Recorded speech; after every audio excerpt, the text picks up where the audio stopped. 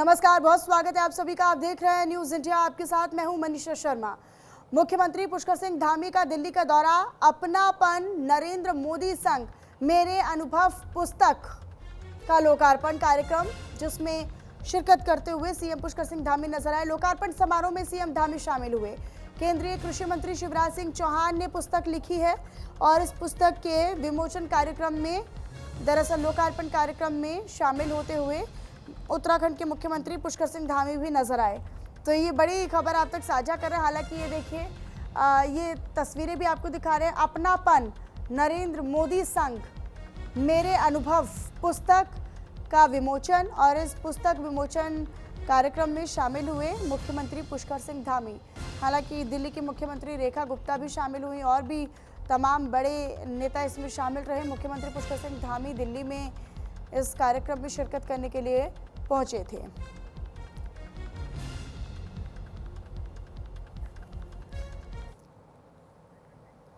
इधर बीजेपी राष्ट्रीय अध्यक्ष का 3 दिन का उत्तराखंड का दौरा है। दरअसल राष्ट्रीय अध्यक्ष बनने के बाद उनका पहला देवभूमि का दौरा है। बीजेपी के राष्ट्रीय अध्यक्ष नितिन नबीन का दौरा, और राष्ट्रीय अध्यक्ष बनने के बाद नितिन नबीन का ये पहला उत्तराखंड का दौरा होने वाला है। पार्टी कार्यकर्ताओं में दौरे को लेकर भारी उत्साह है। बीजेपी प्रदेश अध्यक्ष महेंद्र भट्ट ने जानकारी दी है। तो बीजेपी के राष्ट्रीय अध्यक्ष नितिन नबीन उत्तराखंड के दौरे पर आ रहे हैं, जिसकी जानकारी देते हुए बीजेपी प्रदेश अध्यक्ष महेंद्र भट्ट ने बताया कि राष्ट्रीय अध्यक्ष बनने के बाद नितिन नबीन का ये पहला देवभूमि का यानी उत्तराखंड का दौरा है। इसको लेकर बाकायदा प्रदेश के सभी बीजेपी कार्यकर्ताओं में भारी उत्साह और जोश है, और स्वागत की तैयारियां भी लगभग पूरी कर ली गई हैं। और बताया कि इस दौरे के दरमियान राष्ट्रीय अध्यक्ष विभिन्न बैठकों और कार्यक्रमों में भी हिस्सा लेंगे।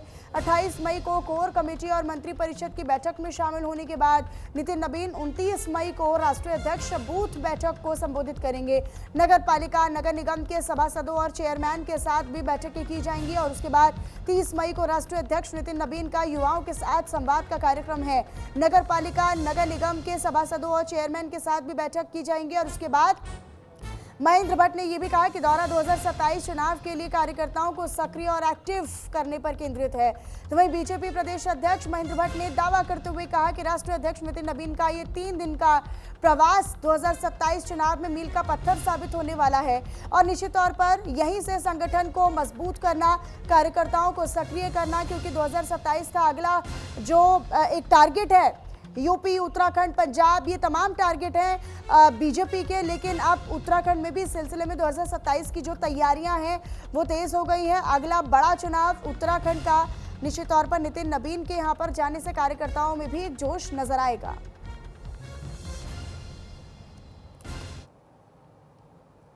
होने के बाद उनका प्रथम देवभूमि आगमन है।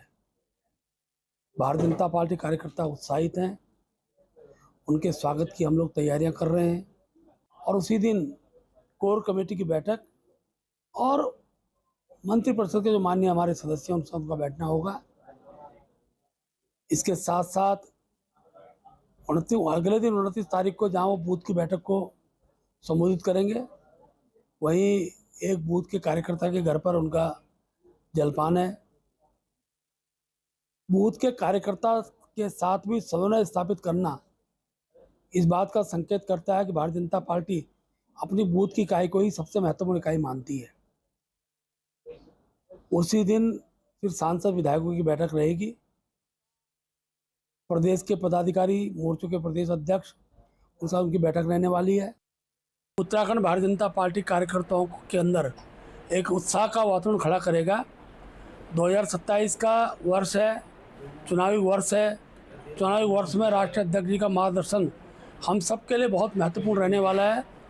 जहां राष्ट्रीय अध्यक्ष जी बूथ के कार्यकर्ता के यहाँ जलपान कर रहे हैं, वहीं एक बूथ इकाई की बैठक को लेंगे, जिले की बैठक को लेने वाले हैं, और उत्तराखंड के जो निचले स्तर के निर्वाचित जो हमारे जनप्रतिनिधि हैं, निचले स्तर में इसलिए कह रहा हूँ कि नगर पालिका, नगर निगम, इससे जुड़े हुए जो हमारे छोटी इकाई है, छोटी इकाई के जनप्रतिनिधियों के साथ भी बैठक लेंगे। तो एक एक कार्यकर्ता को चुनाव में लग जाए, एक एक कार्यकर्ता की भूमिका चुनाव में दिखाई दे, उस सब का समावेश इस भ्रमण के दौरान उनका रहने वाला। मेरे साथ मेरे सहयोगी हरिवंश वशिष्ठ जुड़े हुए हैं देहरादून से। इसी पर अधिक जानकारी के साथ सीधा उन्हीं का रुख कर लेते हैं। हरिवंश, क्योंकि यहाँ पर नितिन नबीन पहली बार बीजेपी के प्रदेश राष्ट्रीय अध्यक्ष बनने के बाद दौरा कर रहे हैं।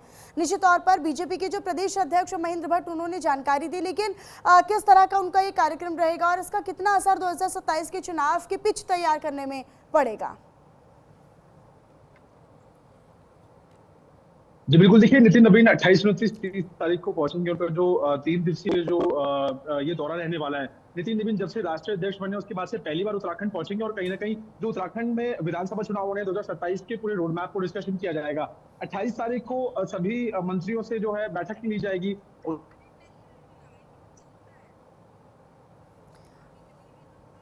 हरिवंश, जो है बैठक की युवाओं साथ ही भारतीय जनता पार्टी के प्रदेश कार्यालय में जो भव्यता चल रही है, तो जिस तरह से भारतीय जनता पार्टी में कहीं जोश भी देखने को मिल रहा है, कार्यकर्ताओं में भी।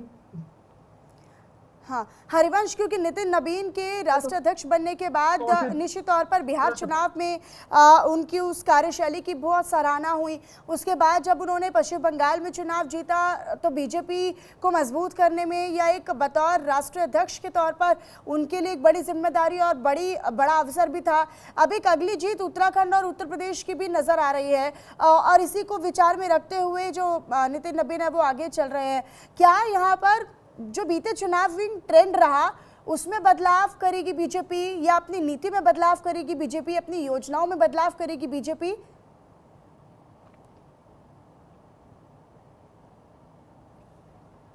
हरिवंश, आवाज मिल रही है आपको?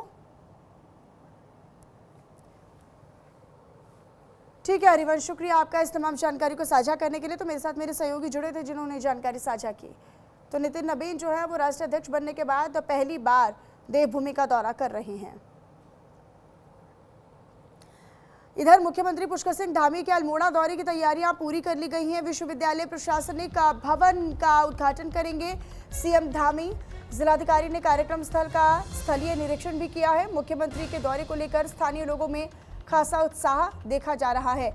मुख्यमंत्री पुष्कर सिंह धामी के अल्मोड़ा दौरा प्रस्तावित है, हालांकि इसको लेकर अभी एक आधिकारिक पुष्टि की जानकारी आना बाकी है। इसको लेकर बाकायदा जिला प्रशासन की ओर से सभी तैयारियां पूरी कर ली गई है। मुख्यमंत्री बुधवार को सोबन सिंह जीना विश्वविद्यालय के प्रशासनिक भवन का उद्घाटन करने के लिए यहां पर आ सकते हैं। मुख्यमंत्री के आगमन को देखते हुए प्रशासन और पुलिस विभाग पूरी तरीके से सतर्क नजर आ रहा है। वहीं दौरे से पहले जिलाधिकारी, वरिष्ठ पुलिस अधीक्षक और विश्वविद्यालय के कुलपति सतपाल सिंह बिष्ट ने कार्यक्रम स्थल का स्थलीय निरीक्षण किया। अधिकारियों ने सुरक्षा व्यवस्था, यातायात प्रबंधन, पार्किंग, मंच व्यवस्था और बाकी आवश्यक व्यवस्थाओं का जायजा लेते हुए संबंधित अधिकारियों को आवश्यक दिशा निर्देश पारित किए। विश्वविद्यालय प्रशासन और स्थानीय लोगों में मुख्यमंत्री के दौरे को लेकर खासा उत्साह का माहौल नजर आ रहा है। माना यह जा रहा है कि प्रशासनिक भवन के उद्घाटन से विश्वविद्यालय की व्यवस्थाओं को और ज्यादा मजबूती मिलेगी और विद्यार्थियों और कर्मचारियों को बेहतर सुविधाएं भी प्राप्त होंगी।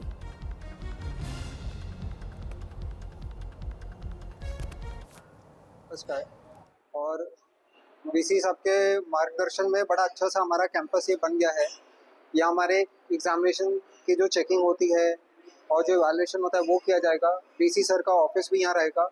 इसके साथ साथ बाकी जो फैकल्टीज रहेंगे उनके भी ऑफिस रहेंगे, कॉन्फ्रेंस हॉल रहेगा। तो एक बहुत ही आधुनिक फैसिलिटी यहाँ बनाई गई है। मैं आशा करता हूँ ये एक बेसिकली इंस्पिरेशन रहेगा आगे का जो हमारे इंस्टीट्यूशनल बिल्डिंग होती है कि इसी तरीके से। कल माननीय मुख्यमंत्री महोदय द्वारा अल्मोड़ा क्षेत्र अंतर्गत जो है 2 कार्यक्रम किए जाएंगे, जिसमें यहाँ पे SSG यूनिवर्सिटी के एडमिनिस्ट्रेटिव ब्लॉक का लोकार्पण किया जाना है।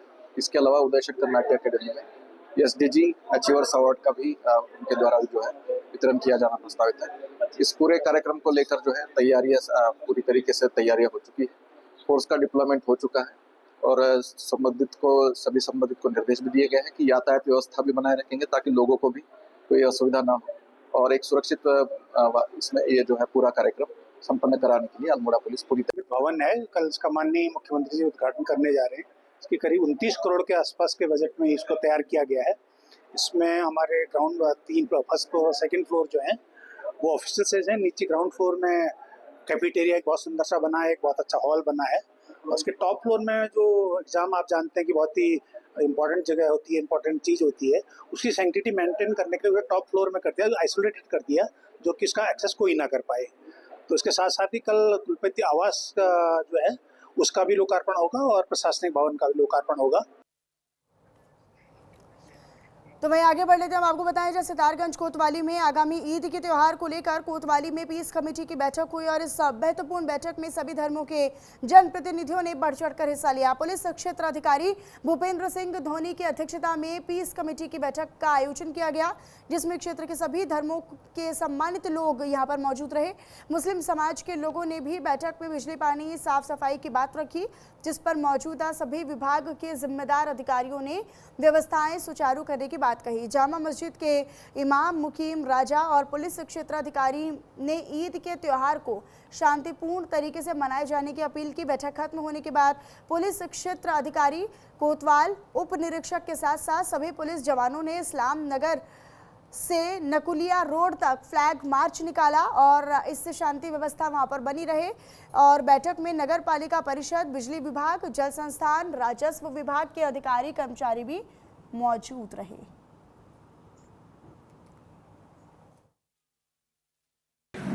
मिलने का बहाना होता है। कम से कम सितारगंज में जो पीस कमेटी की मीटिंग होती है, सारी बातें बिना कहे यहाँ के लोग समझ जाते हैं।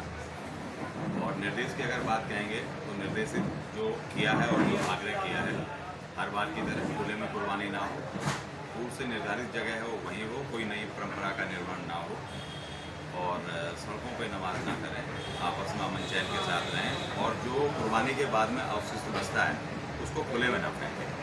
बाकी ये हमारी तरफ से था और जो हमसे अपेक्षा की गई थी पानी, बिजली के बारे में, वो टाइमिंग की बात इनसे तय हो गई है।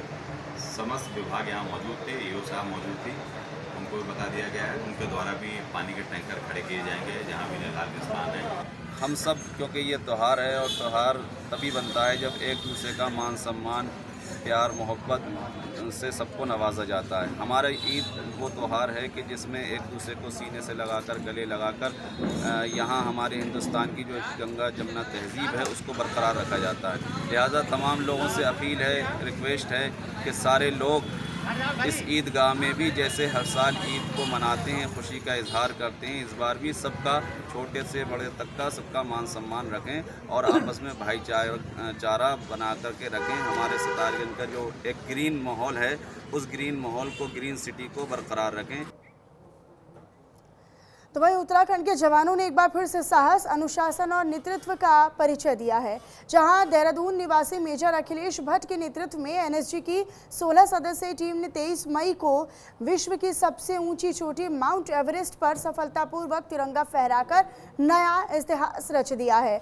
खास बात ये रही कि टीम ने काठमांडू से महज 20 दिनों में ही शिखर तक पहुंचकर एक चुनौतीपूर्ण उपलब्धि यानी एक अचीवमेंट हासिल की है।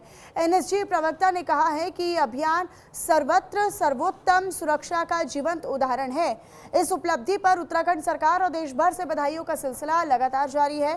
पर्वतीय राज्य के इन जवानों ने दुनिया के सामने ये संदेश दे दिया है कि मजबूत संकल्प और कठिन मेहनत से कोई भी लक्ष्य हासिल किया जा सकता है।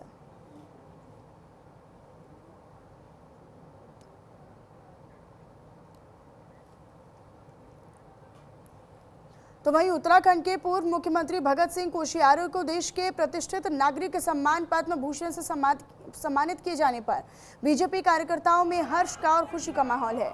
इसे पूरे उत्तराखंड और विशेष रूप से अल्मोड़ा जनपद के लिए गौरवपूर्ण उपलब्धि बताया गया। इसी मौके पर बीजेपी की ओर से चौघान पाटा में मिष्ठान वितरण यानी मिठाई के बंटवारे का कार्यक्रम आयोजन किया गया था, यानी मिठाई बांटी जा रही थी। इस कार्यक्रम में मौजूद बीजेपी पदाधिकारियों और कार्यकर्ताओं ने एक दूसरे को मिठाई खिलाकर खुशी जाहिर की और कहा कि भगत सिंह कोश्यारी का सार्वजनिक जीवन सादगी, राष्ट्र सेवा और जन समर्पण का प्रेरणादायी उदाहरण रहा है। कार्यकर्ताओं ने कहा कि पद्म भूषण सम्मान उनके सालों के समर्पण, संघर्ष और राष्ट्रहित में किए गए तमाम कार्यों का सम्मान है। इस मौके पर बीजेपी कार्यकर्ताओं ने केंद्र सरकार का आभार व्यक्त करते हुए इसे उत्तराखंड के सम्मान से भी जोड़ा। इस कार्यक्रम के दौरान चौघान पाटा क्षेत्र में उत्साहपूर्ण माहौल और वातावरण दिखाई दिया।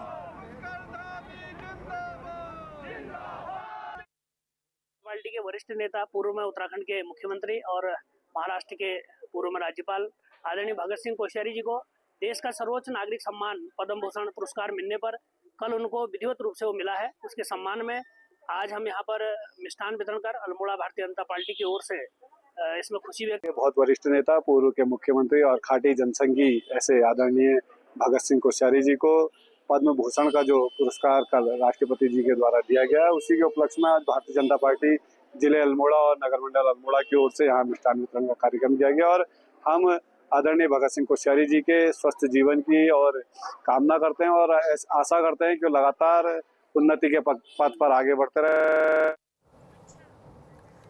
तो वहीं आगे बढ़ लेते हैं। अब आपको बताएं, जहां टनकपुर और बनबसा क्षेत्र में राष्ट्रीय राजमार्ग चौड़ीकरण के प्रस्ताव का विरोध तेज हो गया है, जहां बड़ी तादाद में प्रभावित परिवार तहसील पहुंचे और प्रस्तावित चौड़ीकरण के खिलाफ सामूहिक और व्यक्तिगत आपत्तियां दर्ज करवाईं। लोगों ने आबादी क्षेत्र से बाहर बाईपास निर्माण की मांग की है और इस दौरान टनकपुर बनबसा बाईपास बनाओ संघर्ष समिति के नेतृत्व में प्रदर्शनकारियों ने उप जिलाधिकारी को ज्ञापन सौंपा। समिति ने बताया कि स्थानीय लोगों को भारी आर्थिक नुकसान का सामना करना पड़ सकता है। समिति ने मांग की कि घनी आबादी वाले क्षेत्र में चौड़ीकरण करने के बजाय नगर और आबादी क्षेत्र से बाहर बाईपास का निर्माण किया जाए। वहीं संघर्ष समिति ने घोषणा ये भी की है कि जनहित में बाईपास निर्माण की मांग को लेकर आंदोलन लोकतांत्रिक और शांतिपूर्ण तरीके से जारी रहेगा। समिति ने क्षेत्रवासियों और सामाजिक संगठनों से सहयोग बनाए रखने की अपील भी की है।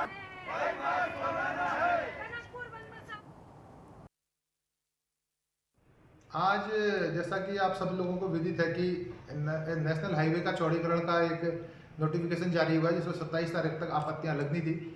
इसके निमित्त हमारे टनकपुर और जो बनबसा नगरी क्षेत्र है, ये बहुत घनी आबादी वाला क्षेत्र है और एक बहुत व्यस्ततम शहर है। और इसके बाहर से हम लोगों की मांग है कि एनएच में एक हाईवे के यहाँ से बनाने की बजाय, शहर के बीच से बनाने के बजाय, हम लोग चाहते हैं कि अपना शहर को छोड़ते हुए ये जो अपना हुड्डी है, हुड्डी नदी से छीनी गोट होते हुए इधर से ककराली गेट पार्क कहीं भी इसको एनएच में मिलाया जा सकता है, जिससे कि आने वाले समय में यहाँ पर दर्जनों स्कूल हैं। हम पहले भी बता चुके हैं कि यहाँ पर दर्जनों स्कूल हैं। स्कूलों में बच्चे सुबह जाते हैं आते हैं, तो उसमें एक दुर्घटना होने की हमेशा एक परेशानी बनी रहती है। इन्हीं सब को लेकर हम लोगों ने आज इस क्षेत्र के लगभग 500-700 लोगों से ज़्यादा, आप देख रहे होंगे, ये देखिए, ये मैं आपको दिखा रहा हूँ, सामूहिक हम लोगों ने एक यहाँ पर आपत्ति दर्ज कराई है। उसके साथ साथ सभी किसानों ने, सभी व्यापारियों ने, जितने भी लोग आबादी के इस क्षेत्र में आते हैं और जो प्रभावित परिवार हैं, उन लोगों ने भी आपत्ति जताई है। उसके साथ साथ हमें इस क्षेत्र के जनप्रतिनिधि, जिला पंचायत सदस्य, ग्राम प्रधान, क्षेत्र पंचायत सदस्य, वार्ड मेंबर, सभी लोगों ने हमारी इस मांग पे हम लोगों को सहयोग करने का पूरा। चलिए आगे बढ़ लेते हैं। अब आपको बताएं, जहां लोहाघाट में बंदरों का आतंक लगातार बढ़ते जा रहा है, जहां एसडीएम कार्यालय में तैनात 2 महिला पीआरडी कर्मियों पर बंदरों के झुंड ने अचानक से हमला बोल दिया, जिसमें एक महिला पीआरडी कर्मी गंभीर रूप से घायल हो गई। आपको बताएं कि बंदरों के हमले में दूसरी पीआरडी कर्मी भी घायल हो गई और महिला पीआरडी कर्मियों की चीख पुकार सुन आसपास के लोग डंडा लेकर वहां पर पहुंचे, तब जाकर दोनों महिला कर्मचारियों को बंदरों से बचाया गया। इसके बाद दोनों घायल महिला कर्मियों को इलाज के लिए अस्पताल में भर्ती करवा दिया गया। तो वहीं वार्ड सभासद ने कहा है कि लोहाघाट नगर में बंदरों का आतंक दिन प्रतिदिन बढ़ते जा रहा है। बंदरों के झुंड से स्कूली बच्चों और महिलाओं को काफ़ी खतरा पैदा हो गया है। उन्होंने प्रशासन और वन विभाग से नगरवासियों को बंदरों के आतंक से निजात दिलाए जाने की मांग की है।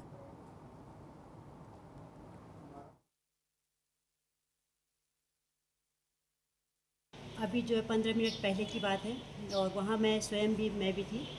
तो हम लोग जो है महिला जो कर्मी थी हमारी तहसील में, वो कमरा देखने के लिए नीचे जा रहे थे और कमरा देखते देखते जो बंदरों का जो आतंक है, पूरा बंदरों का जो झुंड है उनके पीछे पड़ा और महिला घायल हो गई और महिला के हाथ में भी काफ़ी चोट आई है और चेहरे में भी बहुत चोट आई है।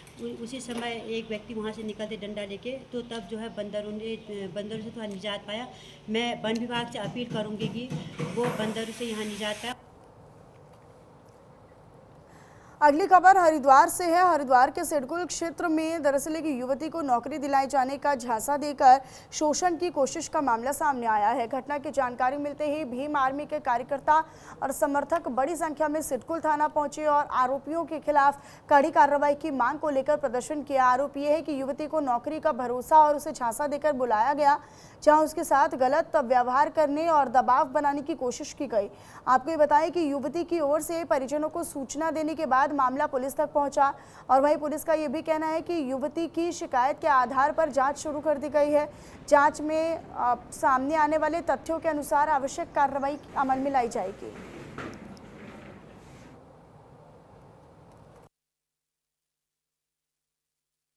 देखिए, हम लोग आज सिडकुल थाने पहुंचे। बहुत सारे लोगों की समस्याएं थी। सिडकुल क्षेत्र में जो लोग धरना प्रदर्शन कर रहे हैं उनको चिन्हित करके पुलिस के द्वारा पकड़वाया जा रहा है। एक समस्या तो ये थी, आज वो भी सॉल्व करवा दी गई है। एक समस्या बहुत गंभीर और संवेदनशील समस्या है कि यहाँ के होटलों में जो देह व्यापार नाबालिग लड़कियों को रख करके उनका शोषण कराया जा रहा है। तो फिर जब मैं उनके पास गई तो उन्होंने बताया कि आपको चलो एग्जाम दिला देता हूँ, इंटरव्यू दिला देता हूँ और पैसे की कोई दिक्कत नहीं है। आपको मैंने सैलरी बताई रखी है 18,000 रुपये। एडवांस लेना चाहते तो एडवांस भी ले लेना, जैसा भी होगा आप बता देना। फिर वो गए, उन्होंने एक पेपर सा लिया। फिर वहाँ जाने के बाद उन्होंने बोला कि चलो मैं आपका एग्जाम और इंटरव्यू दिलाता हूँ। तो मैंने कहा चलिए। तो उन्होंने कहा यहाँ नहीं, राजा बिस्कुट के पास जाना पड़ेगा। तो मैंने कहा काम जो पेंटागन मॉल में है, तो राजा बिस्कुट में क्या काम है जाने का। जब मैं गई तो बाहर होटल के आगे में होटल, उन्होंने बोला आज अंदर। तो मैंने उनसे कहा ये तो होटल है, ऑफिस का नाम तो अलग ही हो जाता है। मैं अंदर गई, उसके बाद वहाँ पे एक रूम था, वो रूम में कह रहे यहाँ पे चलो मैम बैठी हुई। तो मैं जब वहाँ गई तो वहाँ पे कोई भी नहीं था मेरे साथ। मैंने कहा मैम आई नहीं, तो उन्होंने बोला कि अभी 10 मिनट में आ रही है। तो मैंने कहा ठीक है। फिर मैंने कहा मुझे अब घर जाना है, मुझे लेट हो रहा है, तो मुझे इंटरव्यू एग्जाम नहीं देना। उसके बाद वो मेरे साथ जबरदस्ती करने लगा। फिर हम लोग यहाँ आए, हमने रिपोर्ट वगैरह लिखाई सिडकुल थाने में। आने के बाद इन्होंने कहा हम समय शाम को फोन करेंगे, ये तुम शाम को आ जाना। 2-3 दिन से हम ये नॉन स्टॉप आ रहे हैं, हमारी कोई कार्रवाई नहीं करी जा रही है। इधर हरिद्वार में गंगा दशहरा स्नान पर्व के खास मौके पर एक बड़ा हादसा उस समय होते होते टल गया जब गंगा में स्नान करने के दौरान तेज बहाव की चपेट में आए 3 श्रद्धालुओं की एसडीआरएफ की ओर से जान बचाई गई। मिली जानकारी के मुताबिक गंगा के तेज बहाव में बह रहे 2 श्रद्धालुओं को एसडीआरएफ कर्मियों ने सुरक्षा या जंजीरों के पास से सकुशल रेस्क्यू किया। साथ ही साथ ऋषिकेश के त्रिवेणी घाट पर डूब रहे युवक को भी एसडीआरएफ कर्मियों ने सुरक्षित बाहर निकाला। आपको ये बताएं कि गंगा दशहरा पर गंगा घाटों पर लाखों श्रद्धालुओं की भीड़ के बीच एसडीआरएफ की विशेष तैनाती रही और श्रद्धालुओं को सुरक्षा नियमों के प्रति लगातार जागरूक करने का काम किया गया।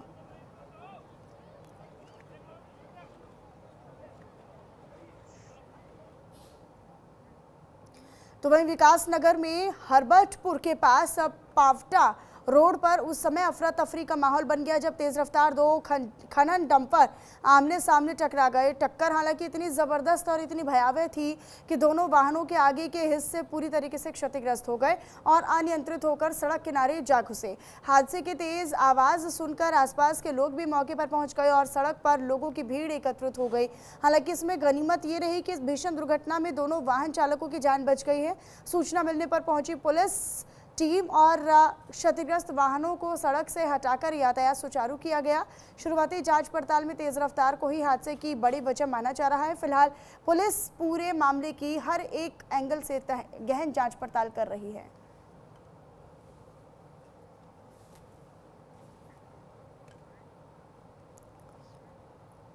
तो वहीं हरिद्वार के बहादुराबाद क्षेत्र में वाहन का पीछा कर फायरिंग करने के मामले में पुलिस को बड़ी कामयाबी मिली, जहां कई दिनों से जांच में जुटे पुलिस के सामने मामले के संभावित आरोपी ने खुद कोतवाली पहुंचकर सरेंडर किया। आरोपी ने वारदात में इस्तेमाल किए गए हथियार और स्कॉर्पियो वाहन भी पुलिस के हवाले कर दिया, जिसके बाद पुलिस ने उसे हिरासत में लेकर मुकदमा दायर कर लिया है। मामले की आगे की जाँच की जा रही है और फायरिंग के कारणों की पड़ताल जारी है।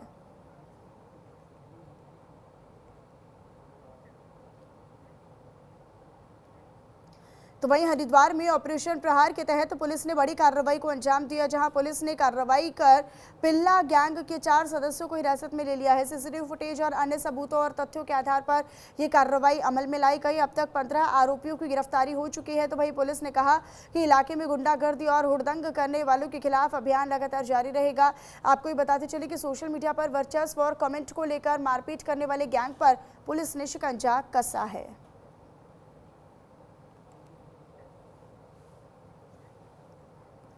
तो वही विकासनगर के आदूबाला शिमला बाईपास रोड पर उस समय बड़ा हादसा टल गया जब अचानक एक जंगली हाथी सड़क पर आ गया। हाथी को बचाने की कोशिश की गई तो कार अनियंत्रित होकर डिवाइडर से जा टकराई। हादसे में कार पूरी तरीके से क्षतिग्रस्त हो गई। हालांकि वाहन में सवार सभी लोग सुरक्षित बच गए। स्थानीय लोगों का ये भी साफ तौर पर कहना है कि आदूबाला और आसपास के इलाकों में आए दिन जंगली हाथियों की आवाजाही बनी रहती है, जिससे सड़क पर चलने वालों की जान खतरे में पड़ जाती है। लोगों ने वन विभाग से इलाके में सुरक्षा इंतजाम बढ़ाने और चेतावनी छावनी बोर्ड यानी साइन बोर्ड्स लगाने और मजबूत जाली लगाने की मांग की, ताकि आने वाले भविष्य में या समय में ऐसे हादसों को रोका जा सके।